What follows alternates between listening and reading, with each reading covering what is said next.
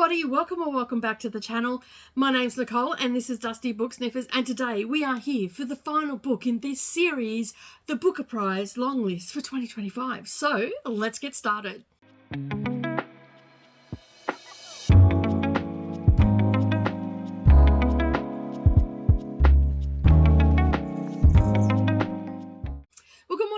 Everybody, and welcome back to the channel. Thank you for taking some time out of your day and spending it with me while I prattle on about the last book that I have read of the Booker Prize Longlist for 2025. Yes, we have finally come to this glorious moment where I have finished the last book. That's 13 books that I have read since the last week of August. So in a little over 2.5 weeks, I think I've read all these books. So it has been a bit of an epic journey, and we've had some good and we've had some bad and we've had some not so great ones as well. But today I'm here to talk about The Land in Winter. I always get the title wrong, so I'm just checking my notes. The Land in Winter by Andrew Miller. Now, I had thought I had read Andrew Miller before, but it was someone else, and he wrote the blurb for that book, and I cannot think of the name of the book, and so that was my mistake. So I have not read Andrew Miller before, but I have heard people talk about their books and everything, and talk about their writing and how they just nail everything. So I went into this book with some expectations, okay? So I also need to mention that this was a NetGalley arc. I know it's out already. I'm so behind with my NetGalley, but it's another one that I'll be taking off the list. So yeah, and Europa Editions gave me the arc for that. So thank you so much. And of course, these are going to be my honest thoughts about this book. So, if you've been around for a hot minute, you know that historical fiction is my jam. I love a good historical fiction, especially one that's set in the Second World War in Britain, or even a post-war, because, you know, things happened and all that sort of stuff, and you can learn a lot. This one is set around the coldest winter on record in England, which was 1962-63. So that's when this is set.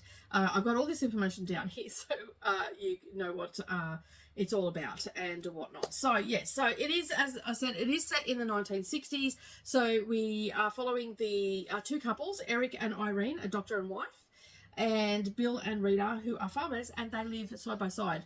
Both women are pregnant, and they start to form a friendship. Now, if memory serves me correctly, I think Eric and Irene had just moved to the area. And that's why the friendship was starting to form and everything between the two women. As I said, they are both pregnant, and of course we have the winter setting in. So we get a little bit of, like, in a way, it's slice of life sort of stuff. So we've got Bill and Rita trying to work the farm and all that sort of stuff, and then we've got Eric and Irene. Eric's very busy with being a doctor and all that sort of thing that entails with that, you know, late nights, all that sort of thing, early morning, and Irene is sort of struggling a little bit on that. So as the winter starts to roll in, they become more and more isolated, and this village, it's set in a small village near Bristol. So yeah, and I went and had a look at some of the information on this, and like, there was a lot of snow. I've never seen snow, so I can only imagine what it must have been like. But I will say that the atmosphere of this book was really good. I think that Andrew Miller really nailed the isolation, because I've isolated here in where I used to live. It was quite isolated. The neighbours were miles away. It was a farming community. I was hours away from, you know, an hour and 10 minutes away from, I think it was about an hour and 10 minutes away from Kingaroy. So I was out in the bush. It was very isolated, sense of alone. So I felt like that he really nailed that in his writing, that you really got that atmosphere of the snow, the cold, and all that sort of stuff.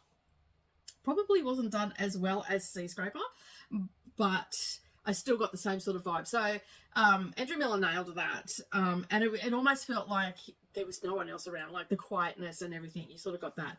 The writing style felt a little bit old-fashioned, but that's not a bad thing because it is set in the 1960s. So I think that really worked really well with this book. Like, it definitely worked for me. And the themes, as I said, of isolation, disconnection in relationships. We also have domestic life and small town tensions happening as well. So there's all of that. And I felt like some of the things that happened in the book were realistic and raw and quite honest. But for me, it didn't really pack a punch. Like, I was expecting more emotional, a more emotional pull, and it just lacked that for me. So I felt like I wasn't getting close to the characters, even though I just said that there was all that atmosphere and everything, and that worked really well. Like, the landscape and everything worked really well. But for me, I just couldn't connect with the characters, and that sort of drove me crazy a little bit, because by all means of accounts, I should have connected with these characters. So for me, I felt it was a little bit distant, and I just couldn't.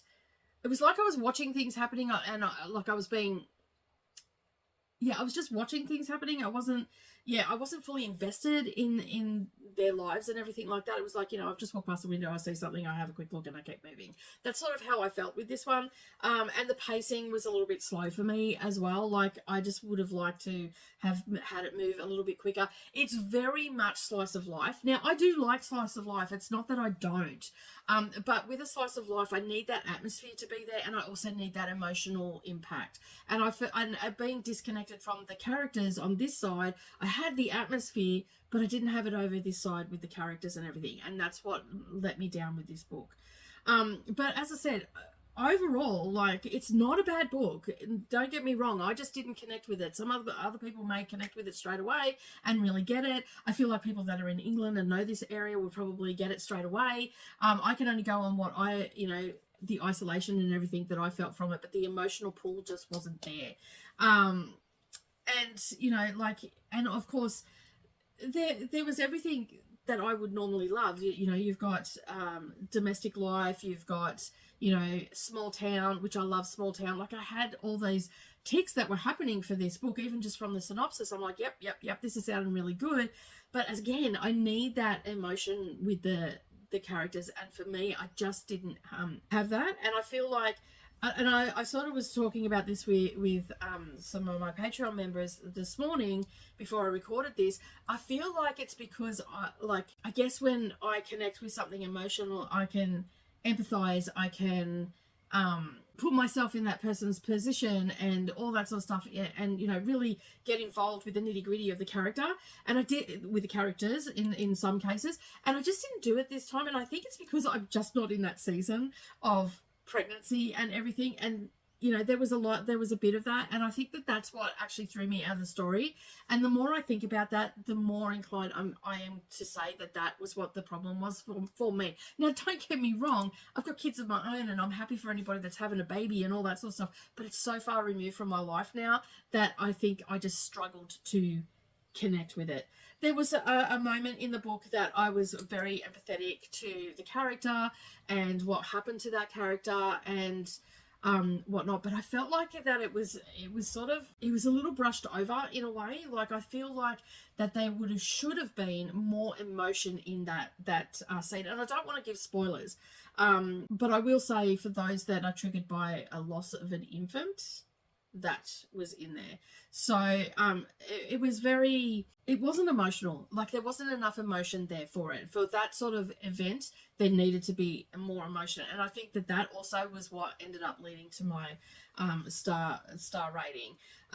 However, in saying all that, as I said, it was pretty slow pace and all that sort of stuff, and there was some of the emotion missing, and I did feel a little bored at times as well, because I felt like, okay, we get it, sort of thing, that's just more of a me thing than a writer's thing from the book. But I would definitely recommend this to anybody that is slow paced, that likes slow paced atmospheric stories, that like character driven narratives, UK settings, post war, especially if you like the 1960s era, because there was a lot happening in the 1960s. So overall, it's not a bad book. It's just not my book. So I still would recommend, and I just wrote a note here: if you're here for plot twist and high emotion, this is probably not the book for you. So I feel like that was what was missing for me, was the emotion. The atmosphere was there, it was spot on, I got all of that, but the characters just didn't hit it for me. So unfortunately, I've given this a 3-star rating, as all the reasons that I've just stated. And so I'm glad that I've finally come to the end of my Booker journey. I don't know if I'm going to do a prediction. I'm still thinking about that. I may end up doing a my overall rating from, you know, 13 down to my #1 book on it. I think if you've watched all my reviews, you probably already know what that #1 book is. But I just wanted to say thank you to everybody that has shown me encouragement for tackling this reading journey and long list, and for all those that have left comments, have watched my videos, have liked my videos. I really do appreciate it. And so it is over for this year now. We just have to wait for the shortlist and then the eventual winner. And I'm excited to see what happens with this. And I'm also excited now to go back and read some books from the Booker Prize from past years. I'm slowly collating years together and getting the list of the books together and everything off the website. And I'm going to go right back to the beginning and read the first long list. And I'll probably tackle that next year. I've got a few projects on. But as I said, thank you so much, everybody, for joining me. I really do appreciate it. Keep an eye out for my next video, and the best way to do that is to subscribe to the channel to all notifications. And while you're down there doing that, make sure you hop, skip, and a jump over and give me a thumbs up as well. And also leave me a comment. Have you read this book? Did you have the same feelings about this book as I did? And if not, do share what you really pulled out of it, because I'm always open to have my mind changed about something, especially when it comes to books. And as always, you have a fabulous day no matter where you are. Keep turning those pages, and I'll see you in the next video. Bye for now.